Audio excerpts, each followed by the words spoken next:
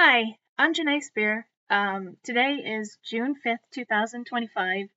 For the past couple of months, I've been posting a lot of faith videos based on early morning readings that I have, based on the story of St. Augustine. So, St. Augustine, in his conversion to Christianity, he had heard a nursery rhyme from some children that were nearby. He had lived a wild life, unconventional for a saint, right?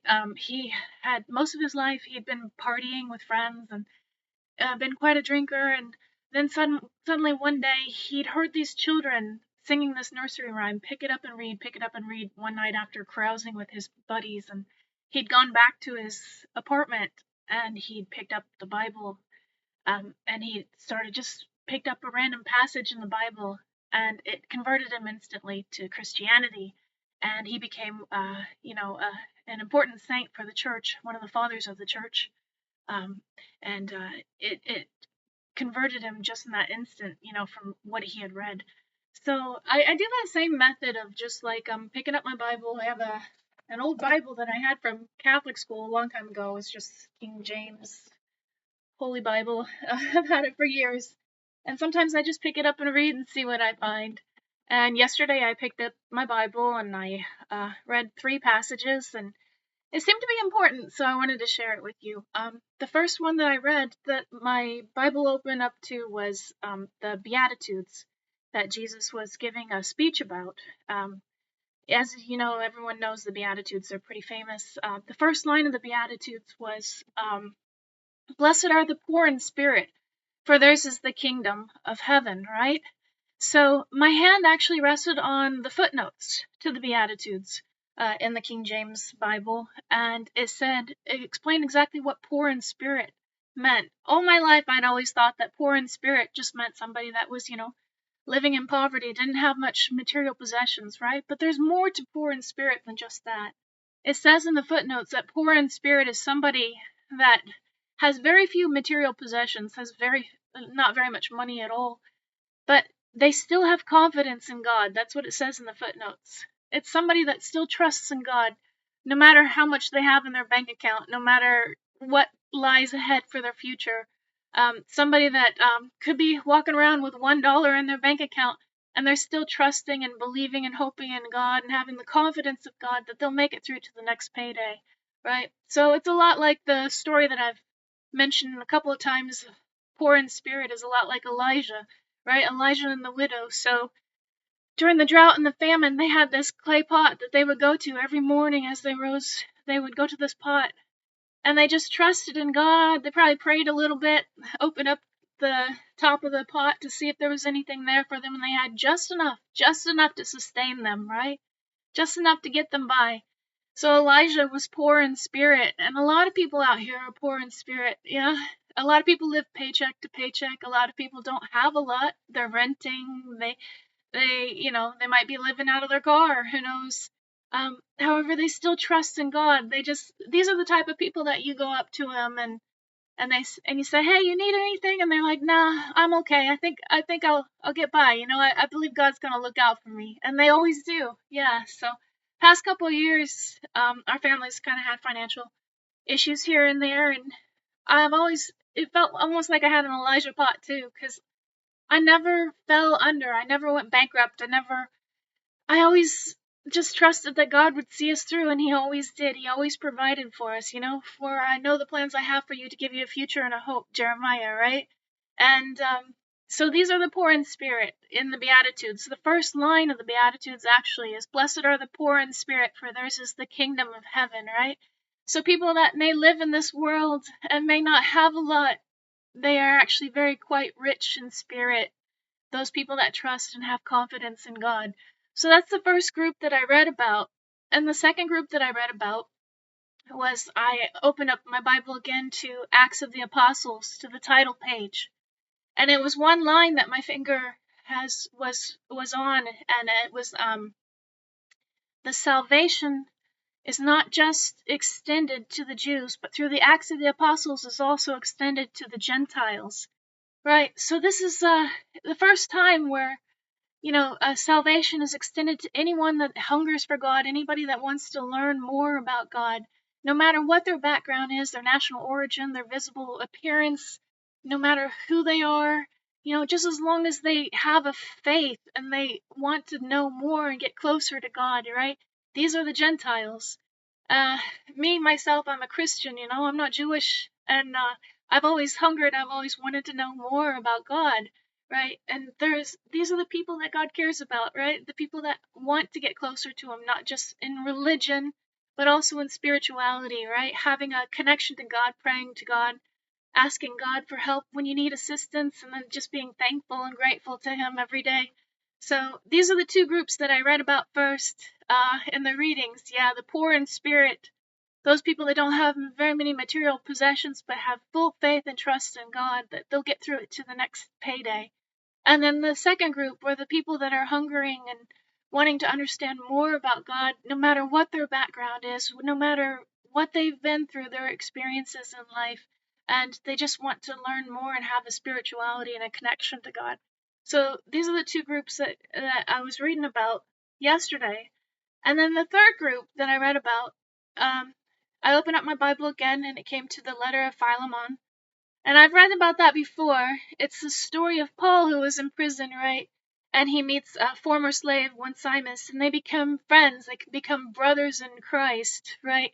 So these are people that come from very different backgrounds, have very different challenges in life. One that had gone through slavery in very difficult times, and he connected to Paul. Paul had gone through prison after prison after prison, and yet these two bonded, even though they, visibly they didn't have a connection, possibly. Maybe they came from different backgrounds, different origins, different countries, things like that. But they still connected based on the idea that they were both equal children of the Most High God, and they saw each other as brothers in faith. And faith is what connected them, right? So these are the three groups that I read about in the readings today that I think are on God's heart, really. The poor in spirit, those people that still trust in God no matter what's going on in their lives. The people that are hungering and wanting to learn more about God, um, you know, Gentiles, right? And then the third group also, are people that come from varying backgrounds and probably troubled lives too. Paul in prison and Onesimus, a former slave, and yet they saw each other as equal brothers, right? And based on their faith, faith is what connected them as brothers. So a long time ago, this reminds me of a story from my youth, right? So a long time ago, I used to work for the Department of Defense. I was a secretary for two high-ranking officers, and I had messed up on a war report. uh, Admittedly, I just wasn't a very great secretary in hindsight, but I had worked really hard on this, and this was a very important report. It was for Pentagon and things like that, and I had to get it correct while I had messed it up. And then I was called to the carpet, kind of in front of a whole group of people, and I just remember feeling an intense amount of shame and embarrassment, and I ended up getting hives from that just because I was so embarrassed, from what had happened from that experience. Well, the next day, this other high-ranking official that I had worked for called me into his office, right? And we had nothing in common, really, Um, our backgrounds, our genders were different. We're both Americans, but I was a Caucasian, he was African American. He was a high-ranking official. I was just a secretary, economic differences and everything. And we sat in the office, and I was feeling really ashamed because I had hives and stuff, and I had really screwed that up. I was expecting to get chewed out too. And he just sat there and he looked at me for a while, and then he motioned to the wall. And on the wall to his side, there were all these military awards from everything that he had accomplished through his life. And he had so many awards and so many accomplishments. And there was one tiny little rectangle in the front, right? An 8x10. And he said, "That one right there, that's the most important thing in my life. Someone gave that to me long ago, and it means a lot to me, and I think you should read it." So then I got up, and I walked over to the wall, and I read it, right? And he was real quiet the whole time. Very stoic guy, right? Very conservative, very stoic, and it was the Desiderata, which was a poem by Max Ehrmann. And I've always remembered that poem, and I've remembered that moment. It actually made me tear up just reading that poem because it was a poem about people that realize their value and their worth as a child of the Most High, right? And it says, you are a child of the Most High, um, just as important as the moon and the stars, and you have a right to be here, right? So he was trying to tell me, he was trying to encourage me and trying to make me feel good and make me realize that I do have value and I do have a place here and I do have a right to be here just like him, right? And we were two people of like totally different backgrounds, totally different economic status, totally different origins and different challenges that we had faced, and yet somehow we had found this connection, and it was through faith that we had value through the Most High as children of the Most High, right? You have a right to be here, right? If you read the poem, it says you are a valuable child of the Most High, just like the moon and the stars. You have a right to be here. So I've always remembered that. Yeah. So that third group is about people that are able to find fellowship as siblings, as brothers and sisters, through their faith and through their connection and through their belief that they're equal in the eyes of God as children of the Most High. So these were the readings that I had for yesterday, and they were very positive and uplifting, I think. Yeah, talking about the poor in spirit, those people that don't have a lot of material possessions, but they have a lot of trust and confidence in God, just like Elijah did, that they'll make it through no matter what happens, through the ups and downs of life, all because they have confidence in God, right? And then the second group are those people that the Gentiles, salvation extended through the Acts of the Apostles, not only to the Jews, but also to the Gentiles, those people that hunger and thirst for more knowledge of God and a spiritual relationship with God, with the Most High Creator. And the third group is the people that come from varying backgrounds and challenges and different economic statuses that are somehow able to connect and find themselves as brothers and sisters through their relationship with Christ as the Most High, seeing each other as equal children of the Most High and as brothers and sisters.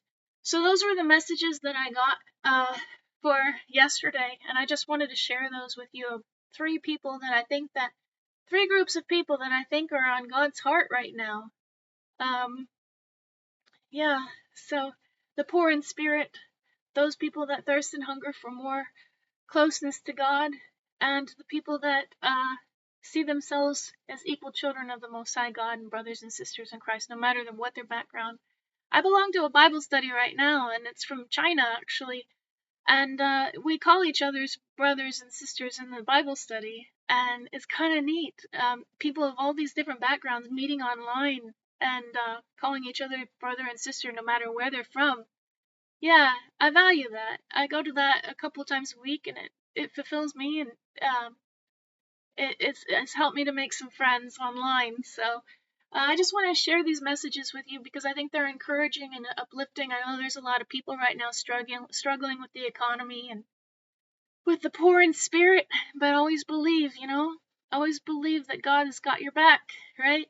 And that Jeremiah 29:11, yeah, for I know the plans that I have for you to give you a future and a hope. So these are the messages for today. Thank you.